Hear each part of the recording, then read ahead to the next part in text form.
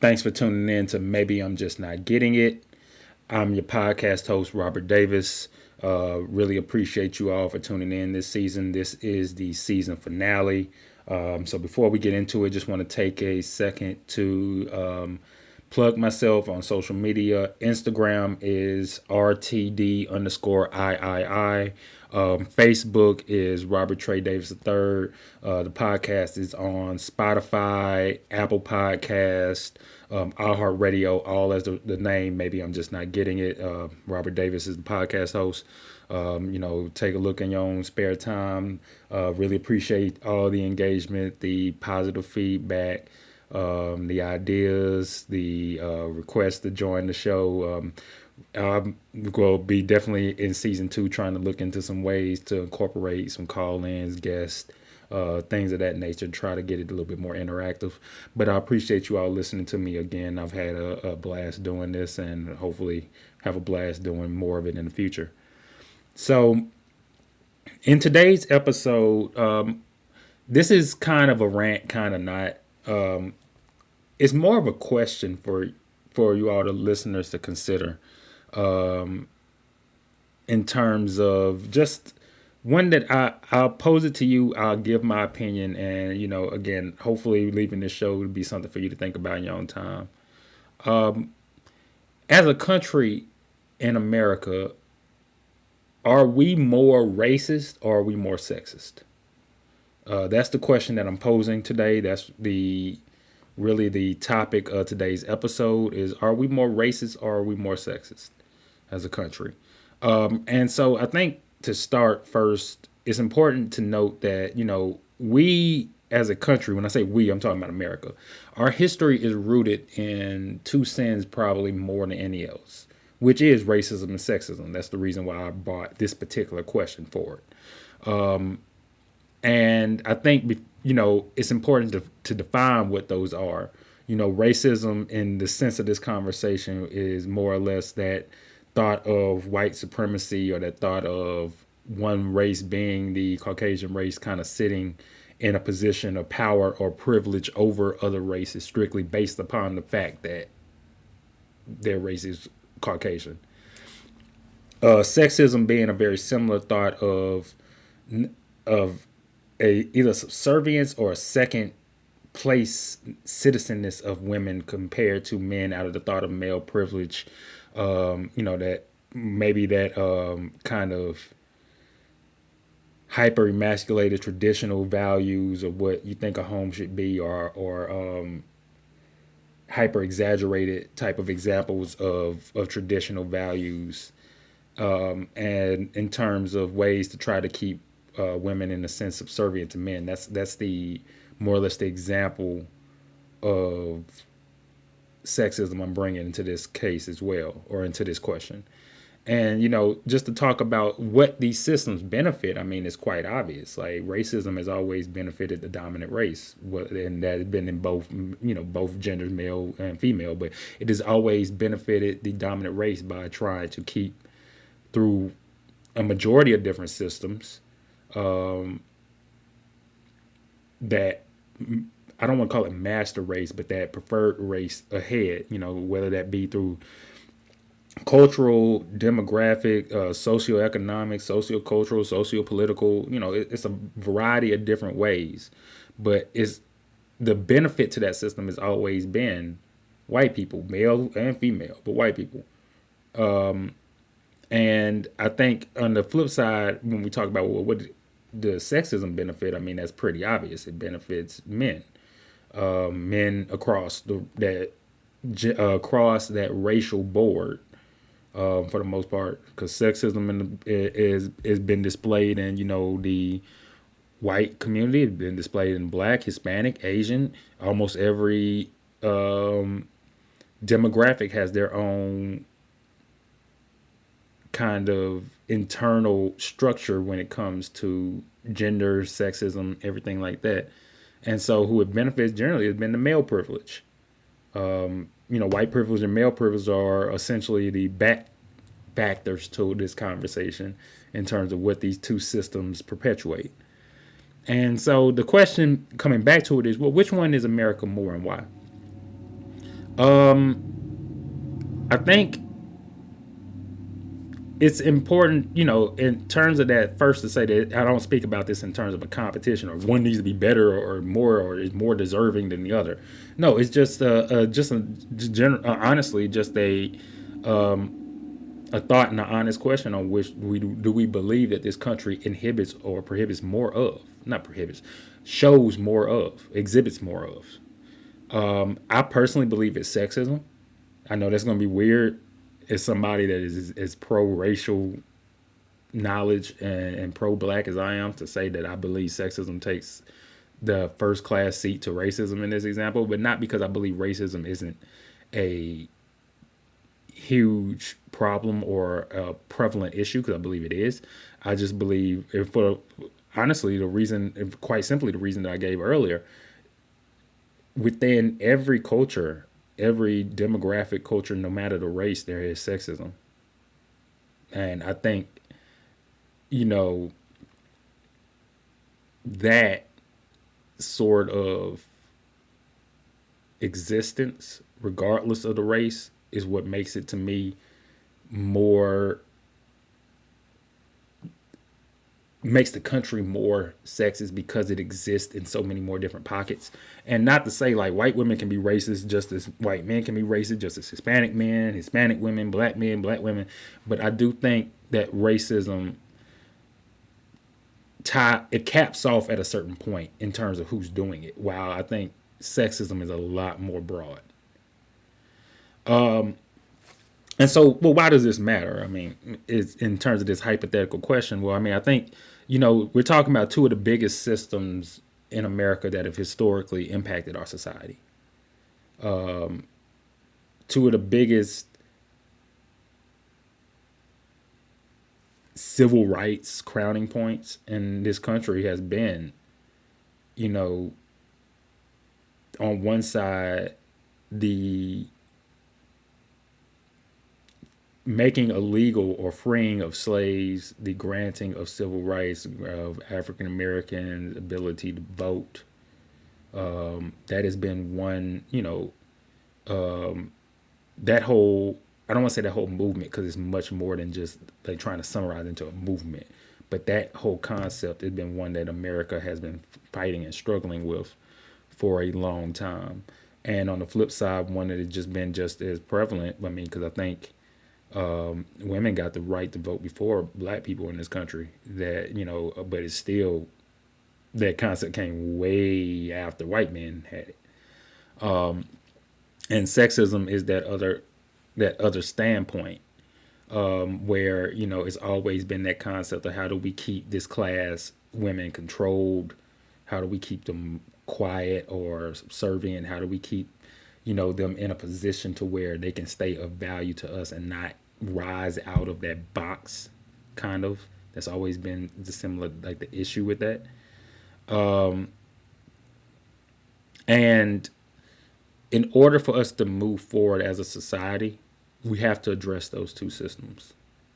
We have to address more than just those two systems, but those are two definite that have to be kind of, what's the word I'm looking for? Those are two that definitely have to be talked about, that have to be rectified in order, especially in this era where we have so much diversity, so many people from so many different walks of life succeeding, reaching new heights, whether that's in their career, whether that's in their social element, whether that is with their family, for a variety of different reasons. And it's bringing people into different spaces that others weren't comfortable with them being in, for one reason or the other.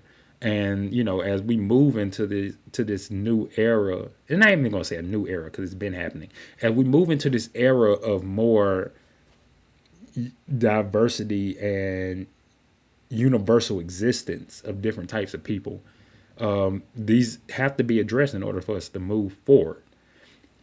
And I think that racism is more or less another reason I brought up this question was I think racism is more or less what we see heavily through the eyes of the law, whether that is legally or illegally, whether that is, through redlining, whether that's through police brutality, police harassment, whether that is through educational, defunding certain districts because of their demographics and, the defunding schools in minority areas, defunding community programs and events in minority areas, defund, limiting, creating food deserts, just limiting the access to healthy and affordable food in minority areas. I think the system, the law, and the actual systems in place work very hard to keep a lot of racial advantages in place. And I think that is where we see so much, where somebody could be like, well, racism is to me the bigger issue. I could understand that because of the fact that these systems are in place that still enforce that, that racial construction, that racism construction so heavily.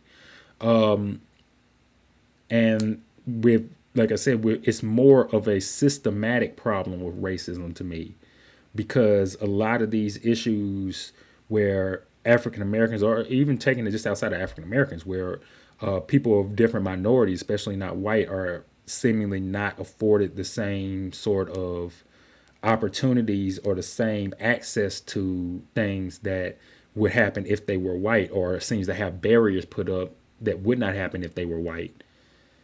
That to me is, a huge issue, but that is to me a much more of a systematic problem. While sexism, I think, is more cultural. And don't get me wrong, racism is a cultural issue too, because there's still a lot of people that just don't want black people around them for the sake of, they don't believe that they're equal. They don't believe, they shouldn't be here, what, blah, blah, or, Mexicans, Indians, Native Americans, Middle Eastern, whatever the case may be. Like, there's still a lot of that where it's just but it's rare. It's not more rare, but it's easier and it's more spoken out against now. And I think that's because, people are a lot more used to working and living in more diverse areas. They're used to having children, grandchildren that have come from diverse backgrounds because of interracial marriages and interracial dating. I think sexism is a lot more through the culture and the concept of, the structure that are in place to kind of, I think, a lot of times keep women subservient are much more to where it's not like there's a law here, or there's a law that's built to benefit men as much as men are already in control of it, and therefore they can more or less keep a woman from accessing it. And I think I might be sounding confusing in that. Like, for example, I'll take banking, for example. Like, a bank might, like back in the day where African Americans weren't allowed access to certain banks, that was strictly because there was a law in place saying that you weren't allowed access to this bank. Or they might have a system in place to say, oh, if you're black, we'll run you through these sort of tests to say you don't qualify, you don't have the credit score, blah, blah, blah, blah, blah. There's an actual system in place to do that. While culturally, I think with women, that thing has been more, you don't need a bank account, your husband will just handle it. Whether they wanted their husband to handle it or not, that's what they were told. Or you need to have your husband here in order to do this business. And while that wasn't a system per se, that was more of a cultural force. I think a lot of times politically, the cultural forces, they think, oh, well, women will just vote the way of their husband. And I think, that was more or less what the cultural dependence upon was, and keeping, like, and from a voting standpoint, a lot of sexist things going, compared to, we have to keep different races from the polls, which that was more of a systemic issue, where it was trying to keep minorities out of the polls. While it's like, well, women can vote, but we just thinking we're going to encourage them to vote the way their husbands, or encourage their husbands to run their households. And I think, they're both ways of control. But I think sexism is a lot more through the culture, which is a lot more dangerous because I think, I'm going to not say a lot more dangerous. I think it is dangerous in the fact that it is harder to map out because it's culturally, it's internally, where it's like, oh no, that misogyny comes out more or less in the thing that this is just how things should go, while the racism comes out of this is how we're writing it to go. But both systems do speak to the privilege of more or less the white male. And I think it's also important to understand that we're talking about this because that does matter. That at the end of the day, both of these systems were created in order to solidify the position of the white male by keeping other people in a less advantageous position than they are. And it speaks to America's love of classification and division. I mean, we find a way, and I've talked about this in past episodes, we find a way to classify and divide each other in almost any sense that we can. We find a way to try to separate ourselves to say, oh, we're not this group, or we're better than this group, or we did things differently than this group. And I think that, sexism and racism are just two more ways of doing that. And the reason why these systems have stayed in place for so long is because they do feed into America's love of that, and especially that white male privilege love of that, of just ways of trying to divide each other up. And so we talk about, some examples. If you hear me say, well, I believe sexism is more inherently deeper in this country than racism. And I think that's about a very small margin. I think we're comparing, it's like choice A versus choice 1 here in a sense. But some examples of that is, I think, what I brought before as far as my number one kind of example of it is that sexism exists within minority communities. There's a sexism and misogyny that exists within, Hispanic culture, within Middle Eastern culture, within Black culture, within white culture, within Asian culture. And I think that quite generally from a male perspective, it just seems to me that a lot of times the thought is, no matter what, this woman is supposed to be listening to me. Like, regardless of race, regardless of where we are, And there are cultures where women are the dominant aggressor of the gender, or I don't want to say breadwinner because women are breadwinners here, but there are where they are the dominant, the decision maker, more than just that head of household. Even though head of household is still a good example here, but I think because we have so many cultures that exist in, regardless of race, in this concept of the woman is subservient to the man through this misogynistic lens of, I as male should be running things because I am male, bigger, stronger. I think that is what always, for me, will make the argument that sexism is inherently more at play in this country than racism. Now, also, I believe that is based upon those traditional values. And I think the reason I say that, and I kind of air quote traditional in that sense, is that because I think racism is kind of built in that same sense too, but it's not. It's been made publicly. Racism in a historical traditional value sense has been made taboo. That, yes, in the 1800s, it was traditionally culturally acceptable to be racist because everybody was racist openly. Like, why is there a nigger in my store? Get him out of here, type. And while that's the case, and while you may still see some people thinking like that now, it is taboo and not acceptable now from a cultural standpoint for me to just say, oh, I walked in this restaurant, why is there a nigger in here eating with me? While at the same, there is still this cultural these traditional values that still exist in a larger sense or a more tangible sense to women. I think, a woman being in any sort of field that, I mean, for first, I mean, just now, this is almost so the same as races. There are many fields that are still extremely male dominated, still extremely white dominated, but extremely male dominated. And women in those fields often face microaggressions, the same as racism, microaggressions, transgressions, maybe even, I don't know if that is a microaggression, maybe where it's something that comes across the insult where that person might not even admit it, but they don't have that knowledge of who they're speaking to, or just or that cultural IQ to even understand it. And I think a lot of these values, I mean, when you see women in these fields and they're dealing with these sort of things, it's because a lot of traditional type of thoughts that women shouldn't be in certain fields still exist. Or it's even the concept of motherhood, or yes, you as the mom, even you could still be the breadwinner. You could be working 60 hours a week and you're still looked at to come home and, cook, clean for your husband who may be working the same, may not.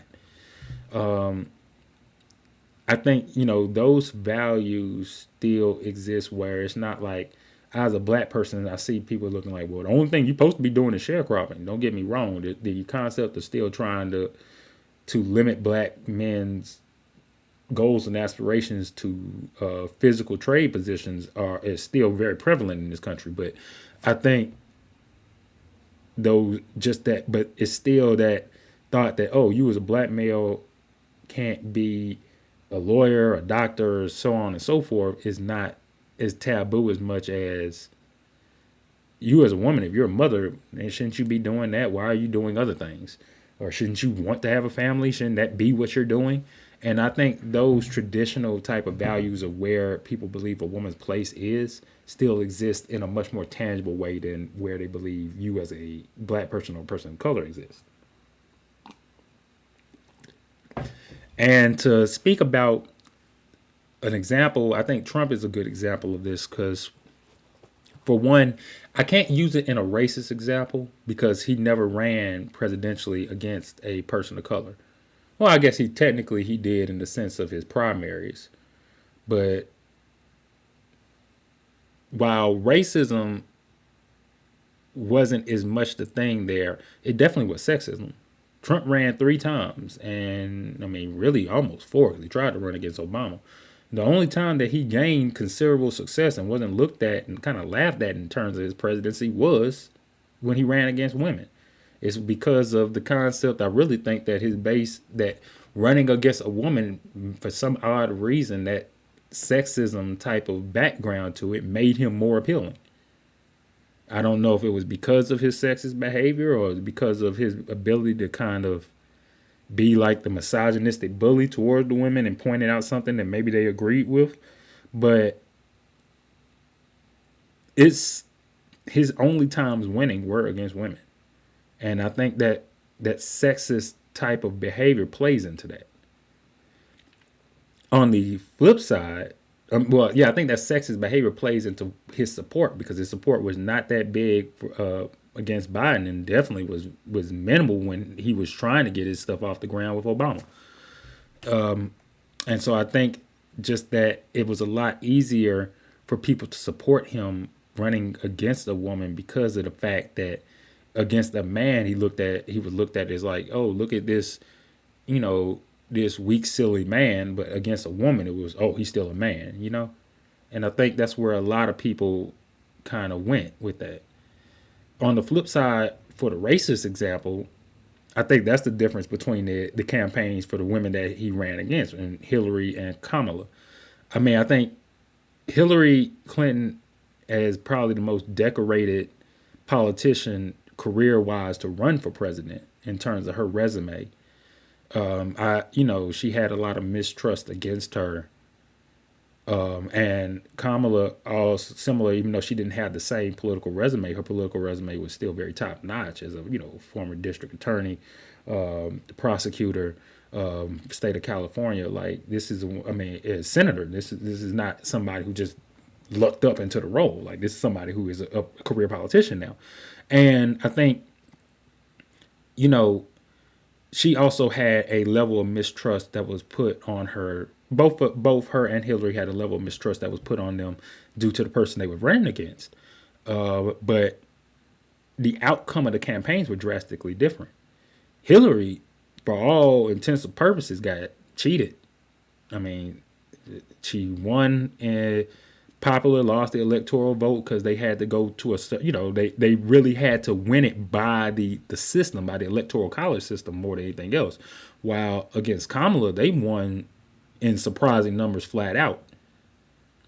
Whether you looked at it from the popular vote, whether you looked at it from the electoral college vote, whether you looked at it from how people felt about it coming into the election.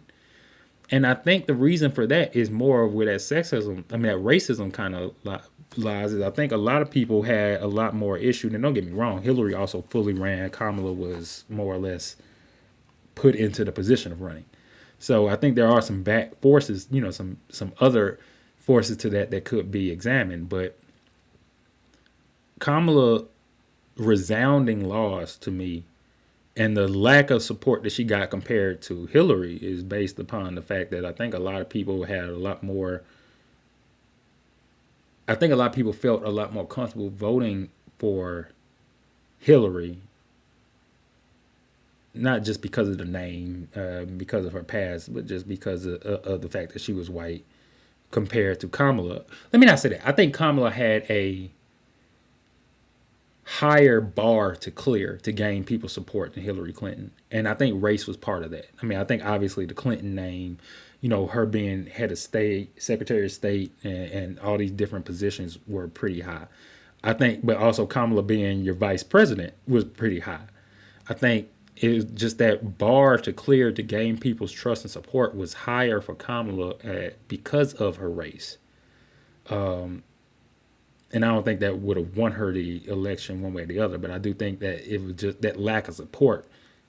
A part of that pushback is because of that. Another thing I'm going to talk about is and I'm not going to go too deep into this particular topic, but LGBTQ is almost the pushback behind towards LGBTQ is a representation of sexism, because LGBTQ is gender based upon your sexual orientation, and it is a concept of gender based upon your sexual orientation. But I think a lot of that representation or a lot of that pushback is because of the fact that I think a lot of people don't understand it, so they find it to be taboo or weird or whatever they want to call it. But I do think a part of it is rooted in that sexist type of thing, that you have people doing whatever they want, and a lot of them represent as women. And either way, to a lot of men, if a man transitioned to a woman, then they have embraced femininity. If a woman transitions to a man, then in a lot of these men's eyes, they're not men, and they're still feminine. And I think that existence of that femininity and kind of that embrace, because a lot of LGBTQ comes from a place of having to be very hesitant or very concerned with the hetero male gaze or existence, because that is seen to be a threat, not in the sense of, oh, they don't like us, but seen to be like a physical threat, a threat to their safety a lot of times. And I think that lies in that base of sexism, or that seeing women doing something that I don't approve of, or seeing somebody that I believe in a feminine space that I don't approve of, that is telling me that, they're going to do what I don't approve of. And I think that's where a lot of that comes in at. That pushback, I should say. We've seen things apply to both. Financial dependence. I talked about that. I think I think there's been ways to try to get. There's been a lot of different ways to try to limit the financial independence or ability of people of color, And I think, like I said, I think generally for women, it's always been trying to restrict their options or their ability to depending on their husband or depending on their father, their brother, whoever the male of their life is. I think it's the same with housing. I almost think it's this, in terms of trying on the sexist side, trying to limit the options to the male, to where that woman has to depend on whoever the male of her life is. On the flip side for race, it is trying to limit access and ability to have fair housing. Violence, I think, is where it is one as well. I mean, I think we do have a lot of. Well, I think violence is one where I think we do have a lot of violence based upon race, but again, it's still more taboo. Hate, I mean, because it's a hate crime. You know, domestic violence, on the other hand, is normalized. Not, and I don't mean normalized in the sense of yes, you go to jail and it'll be treated as a serious crime, but I could beat my wife, and that's not a front page topic. But if I beat a Hispanic man because he was Hispanic and called him all sorts of slurs, that's a front page topic. And so I think that you know just that existence in the world of violence speaks very heavily to why I think sexism is more of a problem. I don't want to say more of a problem. It's more it runs deeper in this country to me than racism. And then just talking about that male privilege. I mean, and where I was talking about the financial dependence, the housing, the violence. It just as three different examples of other fields of where these two type of systems exist. I think you're always going to have one half of it, these systems existing to try to again keep men in a sense of or in a place of advantage, which is that sexism, and then to keep white people in a sense of advantage, which is a sense of racism. And I do think almost in every, I use finance, housing, and violence, and just general violence as three examples where you can talk about how these two exist. I don't want to say compare because it's not a competition, but you can see kind of like the levels of pushback on them. But I do think when you look at these, while I think that white privilege is more, it's still very prevalent. I still think that's more of a taboo subject, where I think male privilege is still more of a tangible thing to deal with. Not to deal with, because you have to deal with both. A tangible thing that is shown, I mean, that I think it's more of a tangible thing that women have to more in their face deal with. Now, black people do have to deal with these issues of being, like black in an all white room. That's still very prevalent. I and I think that those problems exist, but I do think that sexism is still inherently easier for people to do, and I think inherently easier for people to get around being caught in a way. And so that brings to like what concerns that we have about this. Well, first, and I've talked about this in past episodes, is the lack of empathy in our society. And what I bring up in that is that it's increased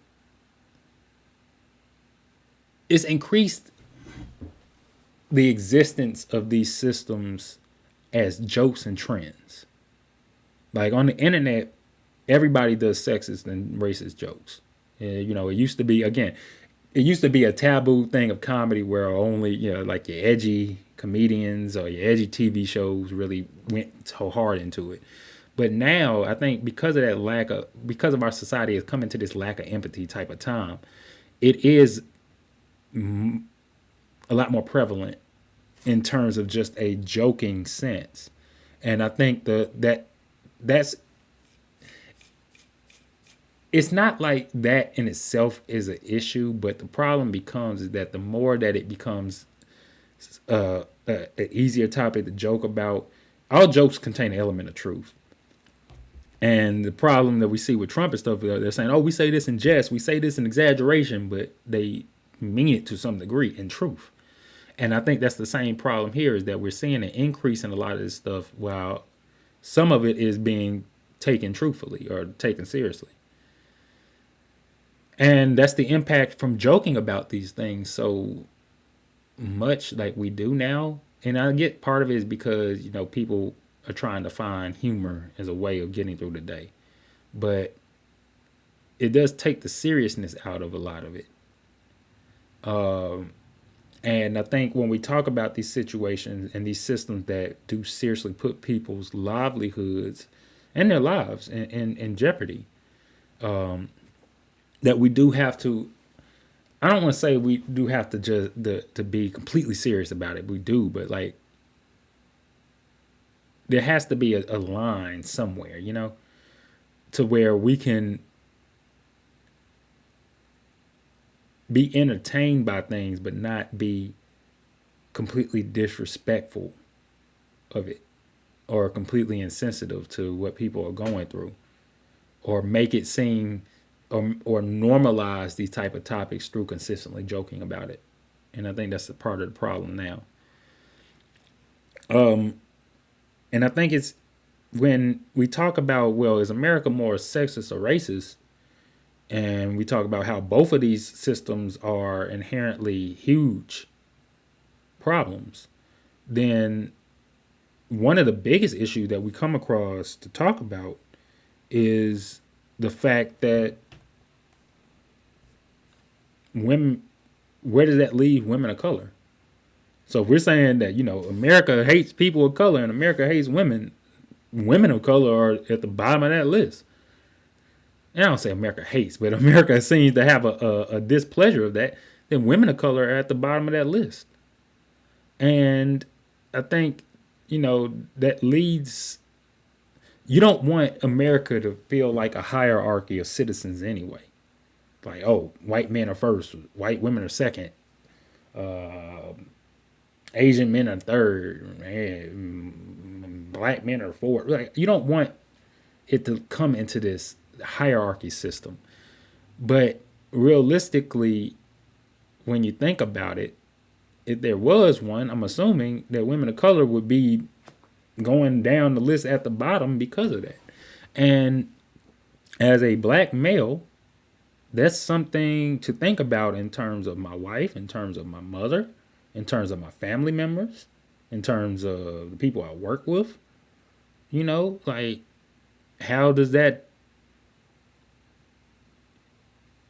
the women that I work with, I should say, how does that impact them? Impact their ability to succeed, impact their ability to live the life that they want to enjoy the life that they want to. And how do we address these systems to make the world easier for them? Because I would think in terms of making it easier for them, it would also make it easier for me as well. And that leads to the next point of just how will these systems advance or develop in the future? And when I say advance or develop, I can use racism as a very key point for this. Racism is no longer, I think, like I was saying, like the Ku Klux Klansman type of racism. That old school version of it, I think, is gone because it's taboo now. It's not socially acceptable to be overtly racist. But that doesn't mean that racial constructions that are built to supplement white privilege aren't still in place. They don't mean that they ever stopped either. And because of that, they became more advanced. They became more subliminal. They became a lot more indirect. And I think that there's examples of that regarding sexism as well. And as we come into an advancing culture where these sorts of discrimination become more taboo, it's always going to be a pushback, or anytime you try to challenge a system of superiority, there's always going to be a pushback trying to keep that system in place. And so what does that pushback look like in the future? How do these systems advance or develop in ways that are more indirect, that are more subliminal, that are but still yet finding ways to keep those in that advantageous positions in power? It'll be interesting to see. I think we see it in the law in terms of how they phrase things a lot more. I think we see it in the law in terms of the repeal of anything that's regarding DEI, or helping a specific group, especially an underutilized or underprivileged group. And I think that we're seeing the flip of equality in a way to hurt those not at the top, compared to how equality was always used as a way to help those. So, with that in conclusion,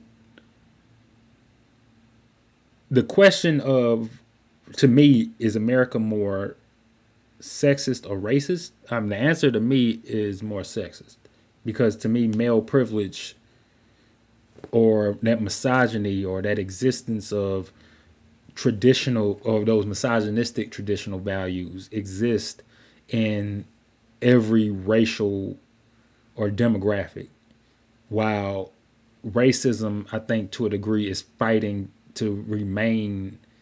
I don't think it's fighting to remain a hot topic, but certain elements of racism are fighting to not be taboo. I think racism has had to try to find ways to rebrand itself to be more indirect, in ways that sexism just doesn't have to. It can be more bland and more blatant. And to me, that's what makes America more sexist. And again, it's important to note that this isn't a competition in terms of how I'm talking about it. The goal is to eliminate both systems, but I think in order to do so, we have to address where both stand in this country and how they impact its citizens for the worst. And as diversity increases, as we talked about, the systems will be challenged more. We will see more people of color, more women. We will see more people that don't fit that traditional white male norm in positions where they weren't in before, or in areas and fields where access to that was difficult for them before. And so these systems will be challenged more, both culturally and systemically. And so it's important for us to realize that, because if you're a supporter of diversity, it's important to realize that, because you know what you're coming into, and you know that people are starting to make it, and they've been making it for years, but people are more and bigger numbers starting to make it, and it's important to be an ally and to be, and to help where you can. And if you are against, this diversity, whether it's racially or gender wise, whatever the case may be, then it's important for you to realize that time is up. It's not like more people, like those systems that were in place are not working the same as they are now. And so one way or the other, things have to change. And so I appreciate you all tuning in. Again, this is the season finale. Maybe I'm just not getting it. I'm your podcast host, Robert Davis. We'll be taking a few weeks off. Definitely be on the lookout for when season 2 drops. I'm going to try to incorporate some, listener feedback, call-ins, some guests. Really try to, some new stuff out next season. But I appreciate you all tuning in. I've really enjoyed doing this show. I've enjoyed, conversing with you all. The feedback that you've given has meant a lot to me. And yeah, I'll see y'all in season 2. Appreciate it. God bless.